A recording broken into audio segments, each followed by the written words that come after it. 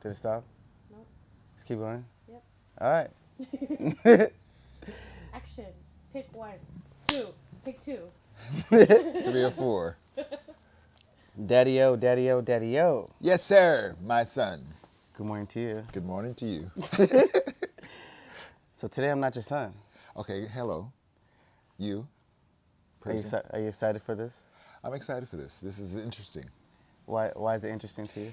It's interesting because I'm having a conversation with my son, and my son is I guess he's interviewing me about who this person is.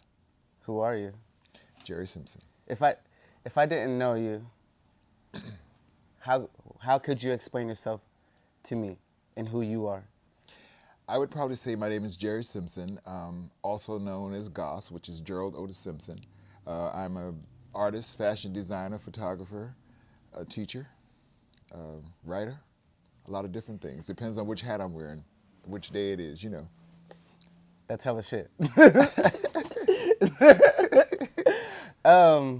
Let's start with fashion. Fashion. What age did you get into fashion? You know, I got my first fashion gig when I was 9 years old. My mom used to always take us shopping, and we loved going shopping. And so people would ask him, the twins, I happen to be a twin. And I'm a twin too. yeah.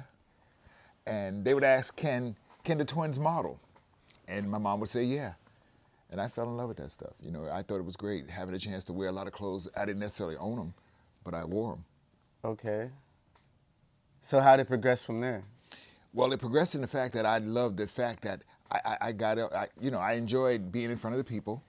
I enjoyed the fact that, like I said, I got a chance to wear things that were brand new, that were coming out and stuff. And I just liked textures of clothes and all that kind of stuff. So as a kid, it became an interest to me. So you told me growing up, when I see pictures back then, it was kind of flamboyant. Did anybody make fun of you, the way you dressed different? Well, you know, I guess I was the Liberace of my neighborhood. You know, it's like I wore some stuff that was like outrageous. You know, growing up as a kid, I got a chance to go to the Apollo and see a lot of shows. I saw a lot of theater and stuff like that. So costumes and things became very interesting to me. Mm-hmm. So when I first started sewing, I was in high school when I started sewing seriously. I was getting ready for my prom. And, you know, my mom always encouraged me to just do my thing, you know, so I decided this year, I had a girlfriend who was experimental as well as I was. So she was the first girl in high school to wear pants to a prom. So we said, okay, you're going to wear pants to the prom. Let's wear silver. So we wore silver, and then the accent color was pink. That sounds crazy. Oh, it was crazy. It was incredible crazy. So what did people, like when you went to that dance, what did people say? Only Jerry. Only Jerry what? Could pull that off. You know, I mean, at first people, you know, it was wild stuff. It was wild, it was crazy, it was over the, you know, and then I had started a singing career at the same time. So what I would do is I'd experiment with the clothes. If people would say, oh, that's a cool outfit you got on, then I'd take it and go crazy with it for the stage. Okay. Mm-hmm. So you say you did music. So you went from fashion to music. Yeah. So how'd that transition, like, did you find people in your school? How'd you find these people? Or what kind of singing did you do? We did like 4-piece harmony. It was a vocal group. How many people? It was 4 people. 4 guys. There was 4 guys that sang, and then there was 8 guys that played music. So we had an orchestra. Okay. You know, so we had a live band that was serious, horn section, everything. And so I created choreography as well as designed the costumes. And you're how old? I was a junior in high school when I first started. So I was about 17 years old, something like that. How far did you guys take your music? So what happened to the group today? How come you're not? We sang together for 11 years. Okay. Okay. By the time 11 years came around, everybody had gotten, because we remember now, we had started singing when we were kids. We were in high school and stuff. So everybody had started growing up and started having their own lives and stuff like that. So by the time we got to 11 years, everybody had started going their separate ways. And then, before you know it, we broke up, and then we came back together to go to New York and do this off-Broadway gig. Did it end like the 5 Heartbeats type of? Yeah, because I'm the guy that moved to California. Did anybody get on drugs or anything? Or what? Yes, that was a road some of them traveled. So what happened to the group? The group eventually broke up, and it went away. Be specific for the people. Be specific. Be specific for the people. Yeah. I mean, everybody went their own ways. You know, like I said, I moved to California. Some of us became police officers. Some moved to other states. Some got involved with drugs. Some went to jail. I mean, so everybody everybody has a story. Okay. So you moved to California. I won a trip to California. How'd you, like, what do you mean you went? So after the group broke up, I went back to modeling again. Okay. And so I got into the modeling thing again, and I found, I had a friend that lived in California, and he kept saying, you need to leave New Jersey, you need to leave New Jersey. And I kept telling him, well, I can't afford to save money to move to California and live in New Jersey. I said, so chances are I won't get to California until somebody pays my way. Why did he think that you should have left New Jersey? What was so wrong with New Jersey where you had to move from that state? It wasn't that it was something wrong, but it had come to a point where everybody should know when there comes a time when you outgrow things. Okay. Or you've done basically, that party was over. What aspect of it did you feel that you felt that you outgrew? Okay, I didn't have my singing anymore. I had sang for 13 years of my life, and that was a big part of my life. Mm-hmm. And then one day I woke up and that was gone. So then the next thing you know, what am I going to do next? Because I've always been the type of person I've always been thinking about what's going to happen next. What's going to go? What happens after this page changes and the chapter changes? So before we go further, so in that transition period, like, were you in a depressed mode? Were you like? Oh yeah. What'd you do between the time that you guys split up to the time you moved to California? What happened in between that time? Like, how'd you cope with the group splitting up? It was kind of hard because for a long time, that's who I was. I didn't realize how long it was that I was that person. It had gotten to the point where the group had gotten to be so popular that a lot of people didn't even know I lived in the town I lived in. Okay. They thought I lived somewhere else, and they didn't even realize that my family was my family. Okay, that's how they had perceived me as an entertainer with this group. And so when the group stopped playing, and I decided I wanted to just let's be regular. You know what I'm saying? Regular?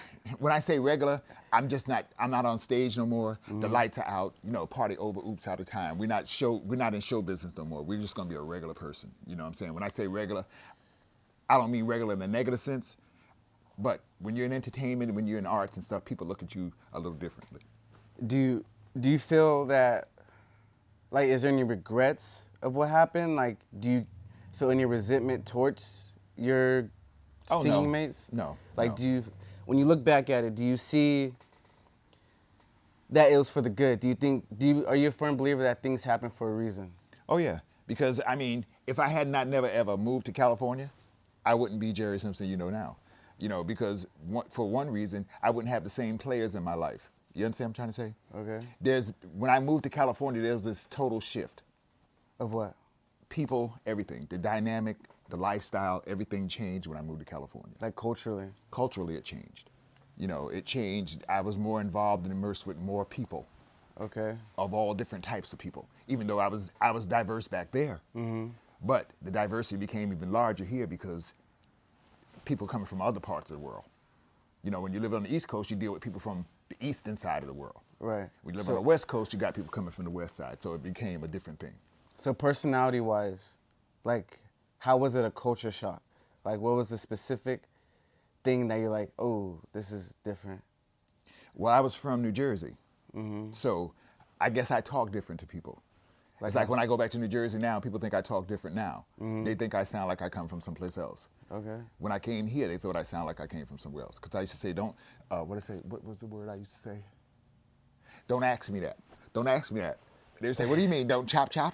Wow. And it's like, look, where I come from, we don't ask. We don't ask. We don't ask. Mm-hmm. So then when I got here and stayed here for a while, it became don't ask. Proper? Oh. A little bit more politically correct. Politically correct, if you will. Not necessarily proper, because when I told you don't ask me, I was being proper.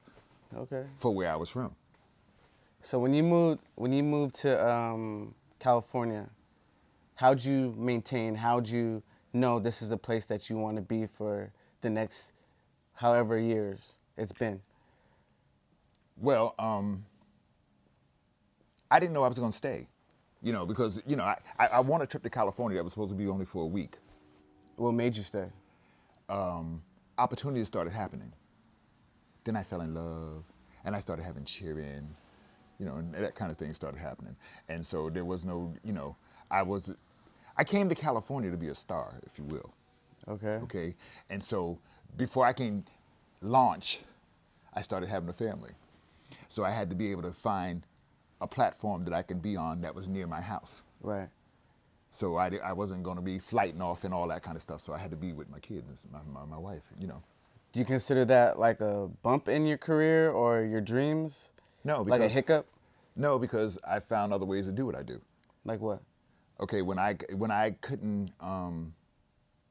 when I couldn't travel and sing, I sang for Great America, which was down the street from my house. Mm-hmm. So I still got a chance to sing, and plus my kids got to go to Great America. You know what I'm saying? So that was a win-win. You know. So compromise, like,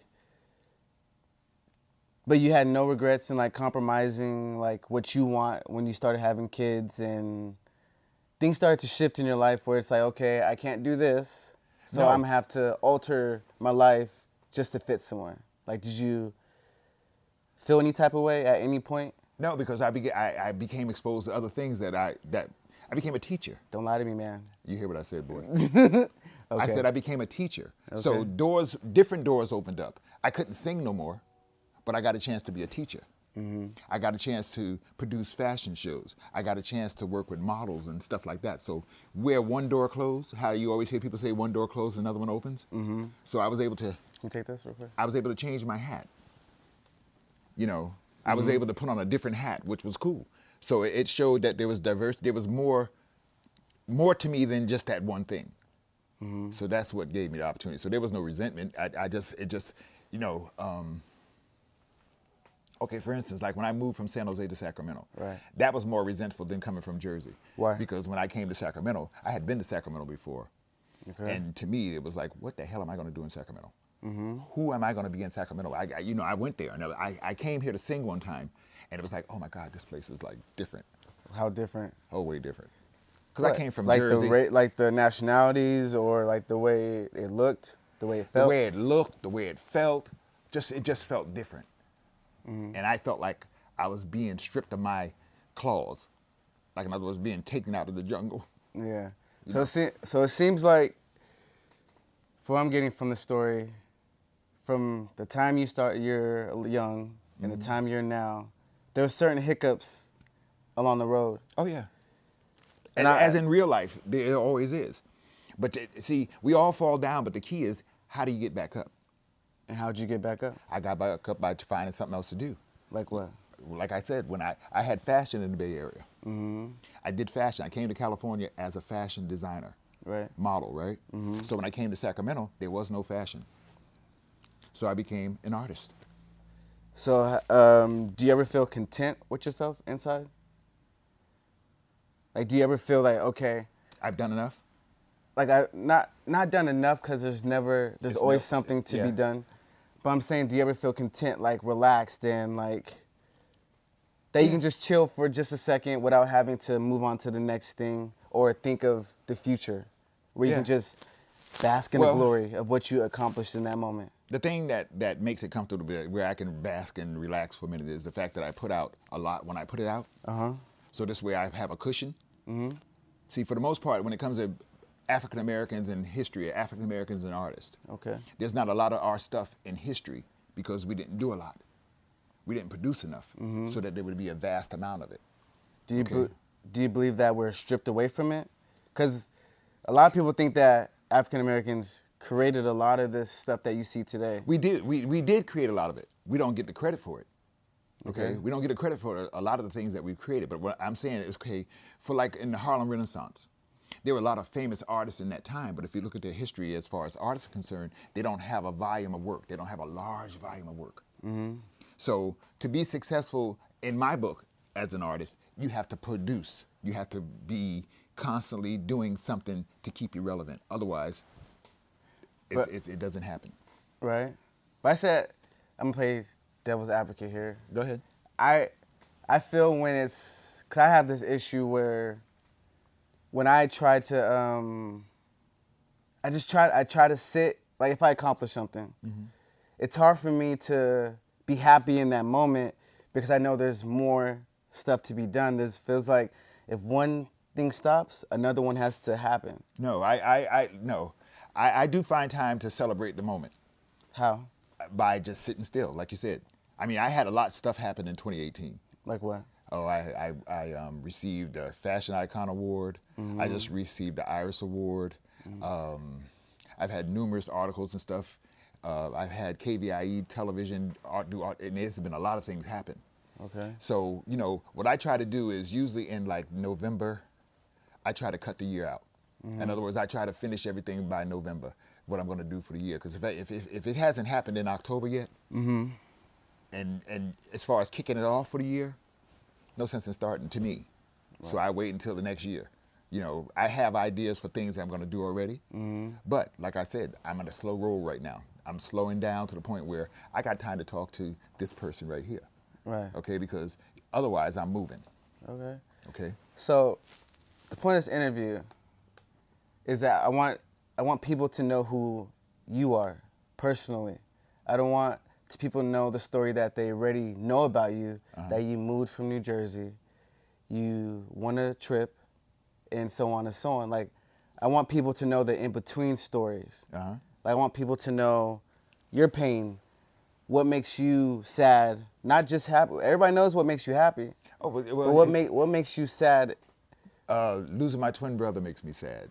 You know, when you know, being born a twin, that's probably been the biggest blow to me in my life. You know, when I say that is because the connection of having this person come into the world with you, and then you wake up one morning and that person's no longer there. Okay. So that probably was one of the biggest setbacks for me in the world, was to have to go through life by myself. Okay. My twin brother died when I was 40 years old. I'm getting ready to be 65. So I've been 25 years old, a new person, trying to adapt to being somebody by myself. Okay. So we're getting somewhere.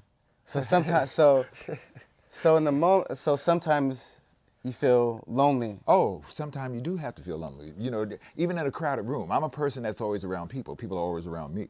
But I've been in rooms of thousands of people and felt like I was by myself.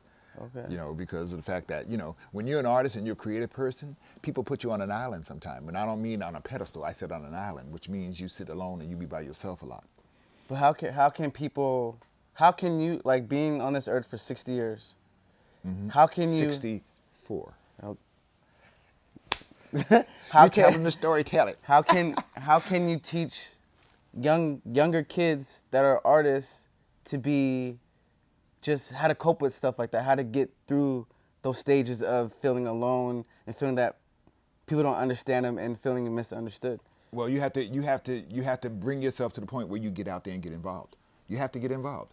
You know, most artists are lonely people because of the fact that they just get so wrapped up into themselves and what they create that they can't really function amongst regular people. Okay, artists are judged constantly. People are misunderstood constantly. People try to figure out, you know, when you do creative stuff, people want to know, well, how'd you come up with that? And most times you don't know yourself. Okay, so, you know, that puts you on a situation. I used to sing for Great America. Right. And the people that worked on the rides and served food looked at the people that worked in entertainment department as us and them. Because that's how they see creative people. So you go through, for 64 years, I've gone through trying to fit in. When I say trying to fit in, if I go to the grocery store, there's a chance somebody in the grocery store going to know who I am. Why? Because of a lot of things I've done that put me in that kind of situation. Okay? Not that I'm walking around saying, hi, here I am, whatever the case may be. You know what I'm saying? But that's just the way it is. That goes with the territory. That goes with things that you do. Right. Okay? I would be insane to sit here and say that a part of that is what comes with being an artist. You know, the biggest thing that you're looking for beyond money is an audience.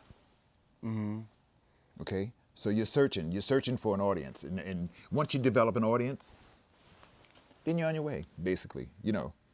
But that's what's been my quest for the last 20 years. This year, I'll be celebrating 20 years of being creative in Sacramento.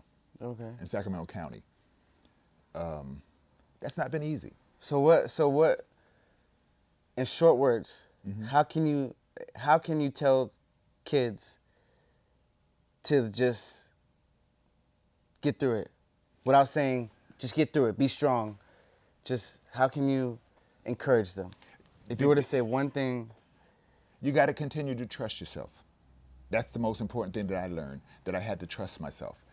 Because in most cases when you're creating and you're by yourself, so the ideas that you come up with and all that kind of stuff, just continue believing in that you can and you will. okay. You know, you can't, and it's not going to come today. It's not going to come because I wake up tomorrow and I say I'm going to be this. You know, like when I paint, I'm not painting saying this is going to be a masterpiece. I'm painting what I feel. Okay. Now, later on down the road, if someone decides to say that something I did becomes that on that level, that's on them. Yeah. But when I paint, I'm just trying to communicate. I'm trying to let out what's inside. And that's what young artists need to do. Don't be afraid to express yourself. Right. Okay? Don't be afraid to put out what's inside you. You know, because that's for the most part, a lot of people are afraid to, I hear people all the time, I can't draw. Who said you can't? Or I can't paint. Who said you can't? Okay. You've convinced yourself that you can't because you keep telling yourself you can't. Okay? So, besides losing your brother, what other areas in your life that you had issues getting over?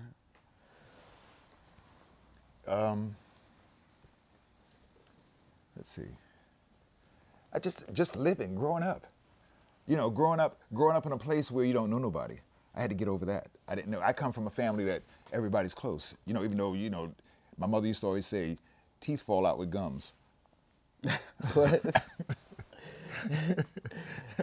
Okay. You understand what I'm saying? Yeah. So, but I grew up in a tight-knit family, so that I had to get over not being around my family. I had to get over that. You know, I had to get over just not seeing certain people every day. You know, even not even just family, just everybody like I said, I spent 30 years, half my life I spent living on the East Coast, and then half my life I spent living on the West Coast. Okay. Do you consider yourself happy? Honestly? Like don't front for the camera. Oh, fuck the camera. I'm happy because I make myself happy. Now, when I get involved with other people, they're either going to make me happier or they're not going to have no effect. Okay. What does that mean? In other words, like I'm saying, I do my best, even though it sounds crazy or I'm not faking it, I do my best not to let other folks bother me. I'm a human, and when it bothers me, it bothers me. And do you let that person know? For the most part. But for the most part, I'm not. When I try to let people know stuff, it seems like sometimes people tend to not understand it. Okay. So I just leave it alone. You see, my thing is, let it go. How can you make people understand? How can us as artists make people understand our world and how we think? Because I have trouble with that too. You have to just be able to be strong in your desire to do what you do.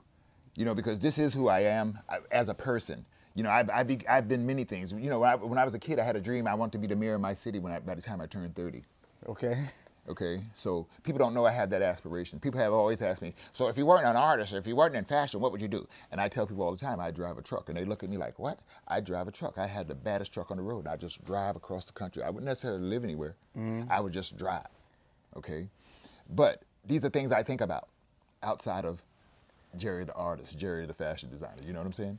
One thing I noticed about artists, by you describing that, I feel that all artists want to strive for is just freedom.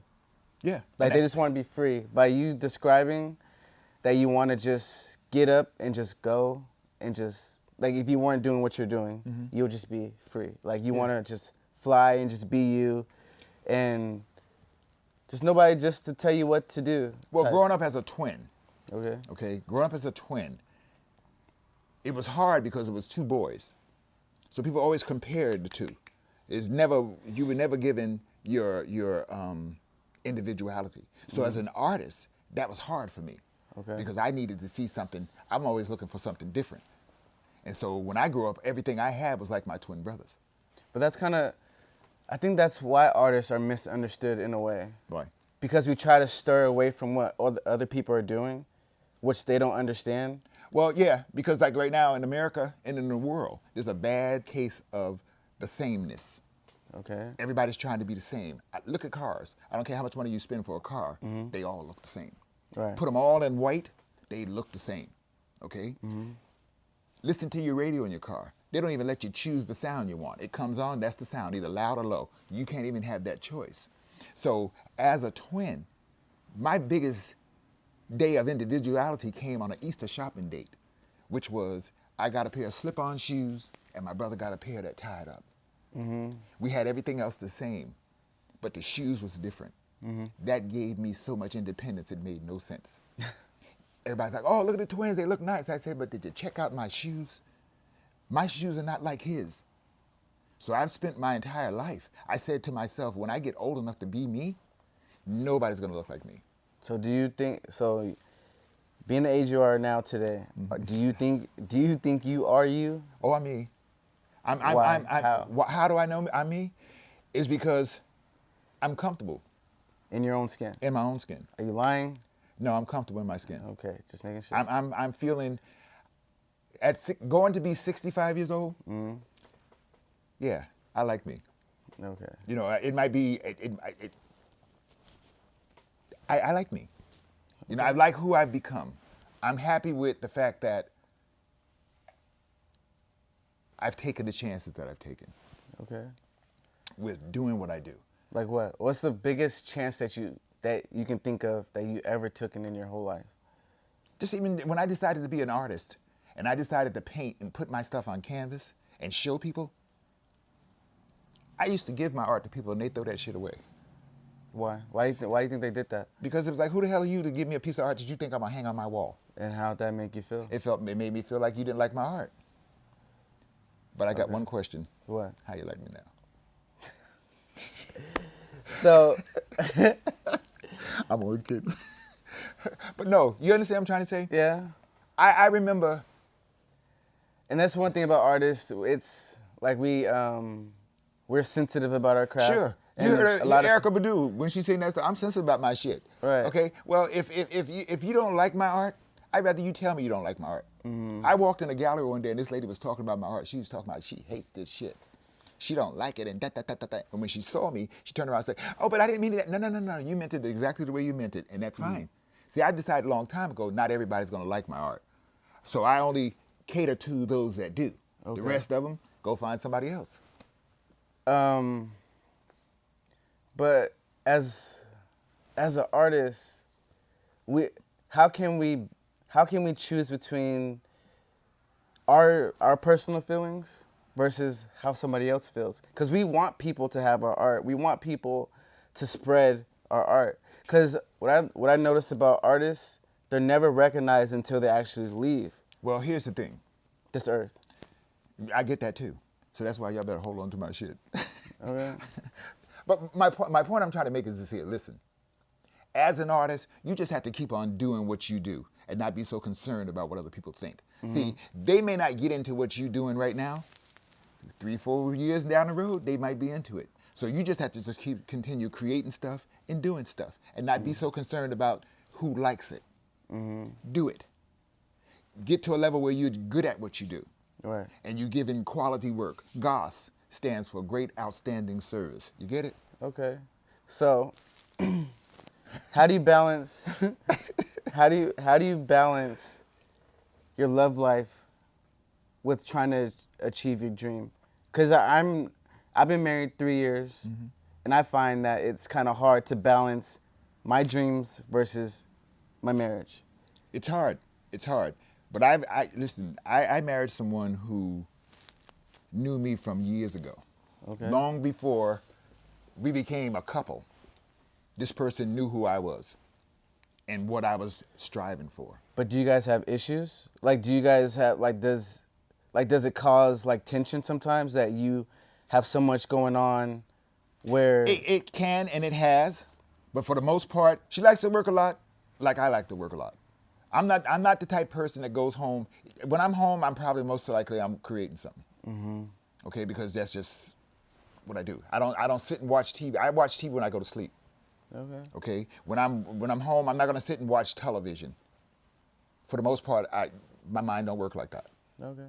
So I know you almost have to go. So I wanna ask you this. So if you were to leave this earth today, That makes me nervous. Knock on wood.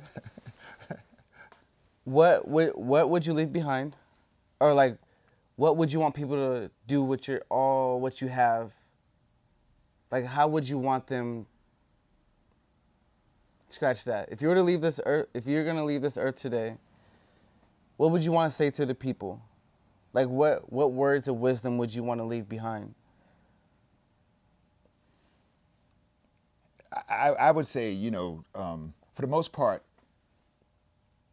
do what you feel. Don't be afraid to take a chance. You know, don't be afraid to fail, because in failure comes genius. Mm-hmm. You know, a lot of times, you know, like people always ask me, why do you have circles in your art?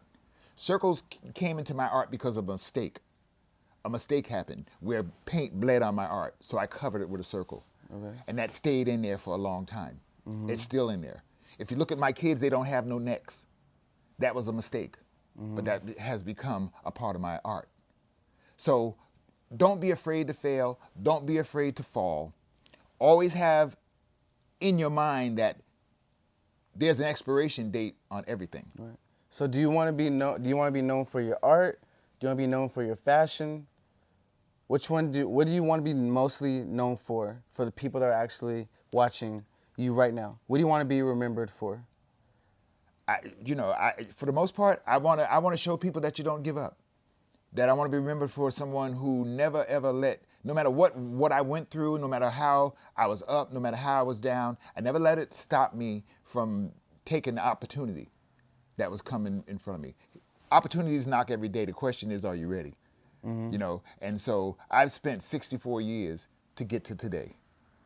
Okay? So you're going to keep on going. What happens to creative people? It's like I'm not that regular person I desire to be, the truck driver. You know, there comes a time when the truck driver just says, okay, I can't drive no more. Uh-huh. I'm going to paint until I can't paint no more. Okay. I'm going to sew until I can't sew no more. My mind, okay, you see me walk with a stick now? Mm-hmm. That's because my body ain't the way it used to be. Mm-hmm. But that has not stopped me from being a creative person. Right. So do I just not create? No. That's when you know that you really, you find your passion. Mm-hmm. What would you do what could you not do? What is it that you do that you could not live without doing? Mm-hmm. And I would not be able to ever live without being a creative person. Okay. On some level. That's good. I'm glad to talk to you, Daddy-O. It's been a wonderful conversation. My son. I don't have a title for these interviews yet. The name will come soon. It was a pleasure, my friend. But I'm happy that you are doing, when I look at you and I look at Gina and I look at you all doing what you do, I'm happy, because you don't never know who's watching you. Mm-hmm. And when I look at you with these cameras and I think about the day that for punishment they made you go to work with me. And I had to take you on a photo session with me. Mm-hmm. And I'll find this picture. There's a picture, if I didn't give it to you, you're sitting on these train tracks. Because I'm photographing a model on these train tracks. And I always think, maybe that was the day that you decided that cameras were going to be a part of your life. Maybe. To be continued. All right. Until next time. Until the next time. Yee.